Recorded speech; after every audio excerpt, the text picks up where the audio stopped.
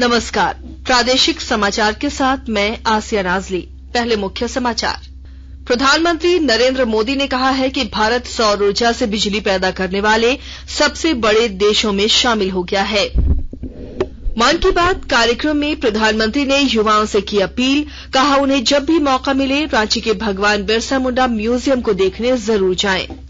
लोक आस्था का महापर्व छठ श्रद्धा और आस्था के साथ मनाया जा रहा है। राष्ट्रपति और प्रधानमंत्री ने देशवासियों को दी शुभकामनाएं। और पर्थ में आईसीसी टी20 क्रिकेट विश्व कप में आज भारत का मुकाबला दक्षिण अफ्रीका से। और अब समाचार विस्तार से। प्रधानमंत्री नरेंद्र मोदी ने कहा है कि भारत सौर ऊर्जा से बिजली पैदा करने वाले सबसे बड़े देशों में शामिल हो गया है। आज मन की बात कार्यक्रम में राष्ट्र को संबोधित करते हुए प्रधानमंत्री ने कहा कि समूचा विश्व सौर ऊर्जा को भविष्य के रूप में देख रहा है। उन्होंने इस बात पर जोर दिया कि भारत इस क्षेत्र में अपने पारंपरिक अनुभवों को आधुनिक विज्ञान के साथ जोड़ रहा है। उन्होंने कहा कि सौर ऊर्जा देश के गरीब और मध्यम वर्ग के जीवन में बदलाव ला रहा है। श्री मोदी ने कहा कि भारत के लिए सूर्यदेव सदियों से उपासना ही नहीं बल्कि जीवन पद्धति के केंद्र रहे हैं। उन्होंने देश के पहले सौर ऊर्जा गांव गुजरात के मोढेरा का भी उल्लेख किया। उन्होंने इस बात पर गर्व व्यक्त किया कि मोढेरा गांव के ज्यादातर घर सोलर पावर से बिजली पैदा करने लगे हैं। प्रधानमंत्री ने गर्व से कहा कि भारत अंतरिक्ष क्षेत्र में भी कमाल कर रहा है। उन्होंने कहा कि पूरी दुनिया भारत की उपलब्धियां देखकर हैरान है। उन्होंने कहा कि भारत ने एक साथ 36 सैटेलाइट अंतरिक्ष में स्थापित किए हैं और यह सफलता दिवाली से एक दिन पहले मिली।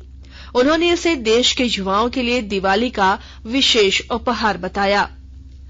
उन्होंने उन दिनों को याद किया जब भारत को क्रायोजेनिक रॉकेट टेक्नोलॉजी देने से मना कर दिया गया था। प्रधानमंत्री ने कहा कि भारत के वैज्ञानिकों ने न सिर्फ स्वदेशी टेक्नोलॉजी विकसित की बल्कि आज इसकी मदद से एक साथ दर्जनों सैटेलाइट अंतरिक्ष में भेजे जा रहे हैं। उन्होंने कहा कि इस लॉन्चिंग के साथ भारत ग्लोबल कमर्शियल मार्केट में एक मजबूत प्लेयर बनकर उभरा है और इससे अंतरिक्ष के क्षेत्र में भारत के लिए अवसरों के नए द्वार भी खुले हैं। प्रधानमंत्री ने उम्मीद व्यक्त की कि आईआईटी से प्रेरणा लेकर दूसरी संस्थाएं भी अनुसंधान और विकास से जुड़ी अपनी गतिविधियों में तेजी लाएंगी।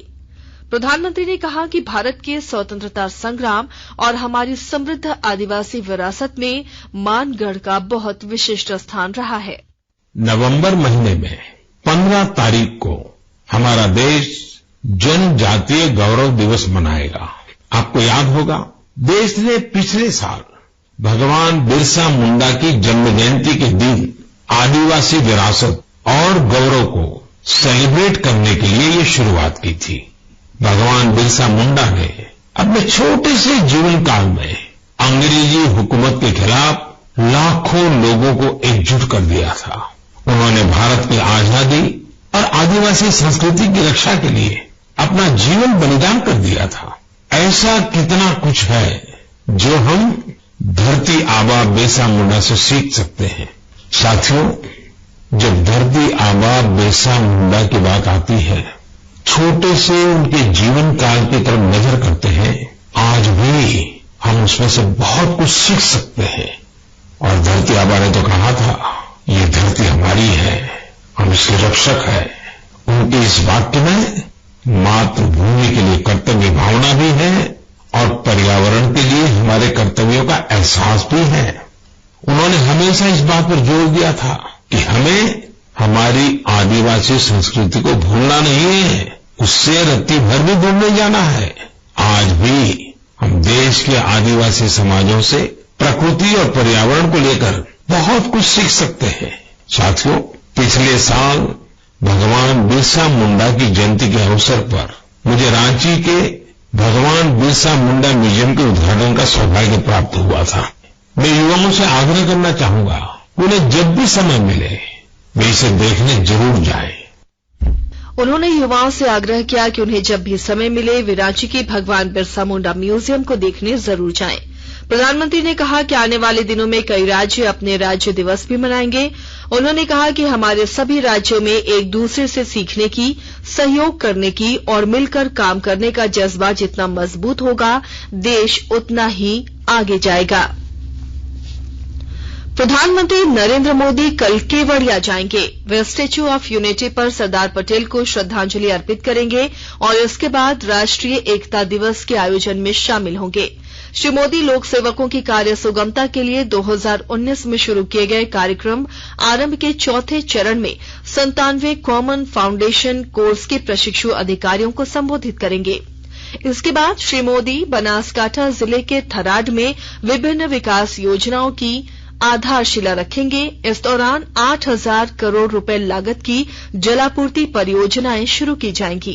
श्री मोदी 1,560 करोड़ रुपए से अधिक की लागत से मुख्य नर्मदा नहर से कसारा के दंतेवाड़ा पाइपलाइन सहित विभिन्न परियोजनाओं का शिलान्यास करेंगे। इस परियोजना से जलापूर्ति में सुधार होगा और क्षेत्र के किसान भी इससे लाभान्वित होंगे। कार्यक्रम के दौरान सुजलाम सुफलाम नहर के पुनरुद्धार, मोढेरा मोतीदाऊ पाइपलाइन के मुक्तेश्वर बांध, कर्मावत झील तक विस्तार और संतालपुर तालुके के 11 गांवों के लिए सिंचाई योजना सहित अनेक परियोजनाओं की घोषणा की जाएगी। केंद्रीय शिक्षा राज्य मंत्री डॉक्टर सुभाष सरकार ने कहा है कि राष्ट्रीय शिक्षा नीति में नए पाठ्यक्रमों से शिक्षार्थियों का समग्र विकास सुनिश्चित होगा और उन्हें 21वीं सदी के अनुरूप कौशल से लैस किया जा सकेगा। नई दिल्ली में जामिया मिलिया इस्लामिया के 102वें स्थापना दिवस को संबोधित करते हुए शिक्षा राज्य मंत्री ने कहा कि नई शिक्षा नीति में सीखने की व्यवहारिक और प्रायोगिक शिक्षा पर विशेष ध्यान दिया जा रहा है। केंद्र सरकार ने चीनी के निर्यात पर प्रतिबंध और 1 वर्ष के लिए बढ़ा दिया है। यह निर्णय इस महीने की 31 तारीख से लागू होगा। घरेलू बाजारों में चीनी की उपलब्धता बढ़ाने और कीमतों पर नियंत्रण के लिए यह निर्णय लिया गया है। विदेश व्यापार महानिदेशालय ने एक अधिसूचना में कहा कि चीनी के निर्यात पर प्रतिबंध अगले वर्ष 31 अक्टूबर तक लागू रहेगा। अधिसूचना के अनुसार यूरोपीय संघ और अमेरिका को चीनी निर्यात पर यह पाबंदी लागू नहीं होगी। केंद्रीय विधि और न्याय मंत्री किरेन रिजिजू ने डिजिटल व्यवस्था लागू होने के बाद न्याय की दिशा में हुए जबरदस्त विकास के लिए भारतीय न्यायपालिका की प्रशंसा की।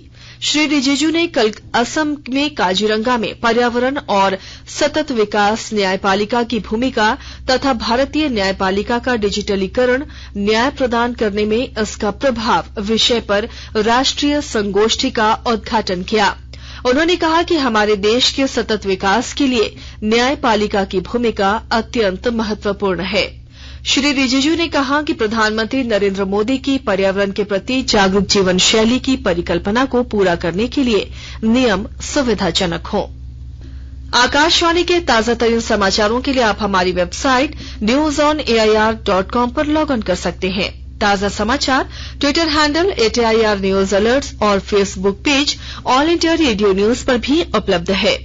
आप प्रादेशिक समाचार एकांश के ट्विटर हैंडल @AIR न्यूज _ और फेसबुक, इंस्टाग्राम पेज तथा YouTube channel AIR news Ranchi पर भी हमारे बुलेटिन सुन सकते हैं। प्रादेशिक समाचार आप आकाशवाणी रांची से सुन रहे हैं और अब पेश है कोरोना से बचाव के कुछ संदेश।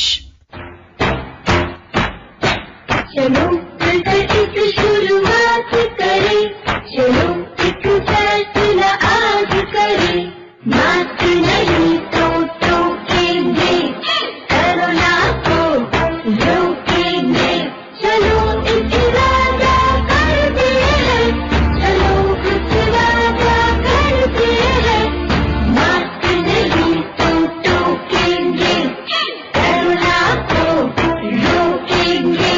भारत सरकार द्वारा जनहित में जारी। कोविड-19 से बचाव और सुरक्षित रहने के 3 उपाय। मास्क लगाएं, 2 गज दूरी है जरूरी, सुरक्षित दूरी रखें, हाथ और मुंह साफ रखें। प्रादेशिक समाचार में आपका एक बार फिर से स्वागत है। लोक आस्था का महापर्व छठ देश के विभिन्न भागों में श्रद्धा और आस्था के साथ मनाया जा रहा है। 4 दिन के छठ पर्व अनुष्ठान के तीसरे दिन आज श्रद्धालु अस्ताचलगामी सूर्य को अर्घ्य अर्पित करेंगे। 4 दिन की छठ पूजा का समापन कल उगते सूर्य को अर्घ्य अर्पण के साथ होगा। राष्ट्रपति द्रौपदी मुर्मू ने छठ पूजा के अवसर पर देशवासियों और विदेश में रह रहे भारतवंशियों को बधाई दी है। अपने संदेश में राष्ट्रपति ने कहा कि छठ पूजा प्रकृति के प्रति श्रद्धा, सद्भाव और कृतज्ञता व्यक्त करने का अवसर है। उन्होंने कहा कि यह पर्व मानव और प्रकृति के बीच परस्पर सौहार्द का अनूठा उदाहरण है। प्रधानमंत्री नरेंद्र मोदी ने भी छठ के पावन अवसर पर लोगों को बधाई दी है। एक ट्वीट में श्री मोदी ने कहा कि छठ पर्व भगवान सूर्य और प्रकृति की पूजा को समर्पित है। छठ महापर्व पर राज्यपाल रमेश बैस और मुख्यमंत्री हेमंत सोरेन ने भी राज्यवासियों को सूर्योपासना और लोक आस्था के महापर्व छठ पूजा की शुभकामनाएं दी हैं। राज्य सरकार 22 जिलों के 226 प्रखंडों में सूखा से प्रभावित प्रत्येक किसान परिवार को तत्काल 3500 रुपए की सूखा राहत राशि उपलब्ध कराएगी। कल मुख्यमंत्री की अध्यक्षता में आपदा प्रबंधन प्राधिकार की हुई बैठक में यह निर्णय लिया गया। राज्य के लगभग 30 लाख से अधिक प्रभावित किसान परिवार को इसका लाभ मिलेगा। इस पर राज्य सरकार करीब 1200 करोड़ रुपए खर्च करेगी। बैठक में राज्य के 22 जिलों के 226 प्रखंडों को सूखाग्रस्त घोषित करने का निर्णय लिया गया।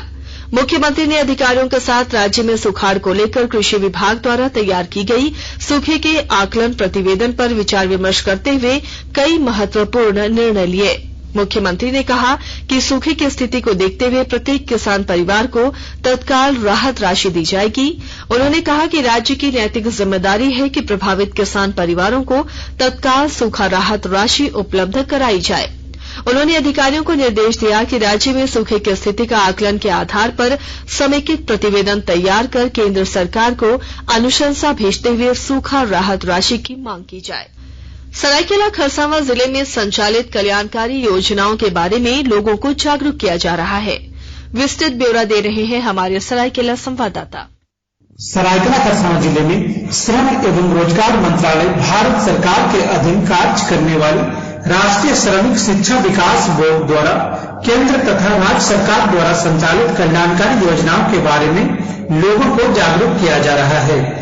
इसी कड़ी में राजनगर प्रखंड के चांदुआ गांव में शिविर लगाकर ग्रामीणों को कौशल विकास, ई श्रम पोर्टल तथा डिजिटल लेन देन के बारे में जानकारी दी गई। श्रमिक शिक्षा विकास बोर्ड के राजकिशोर गोप ने कहा कि जिले के ग्रामीण क्षेत्रों में बोर्ड द्वारा शिविर लगाकर लोगों को केंद्र एवं राज्य सरकार के कल्याणकारी योजनाओं के बारे में अवगत कराया जा रहा है।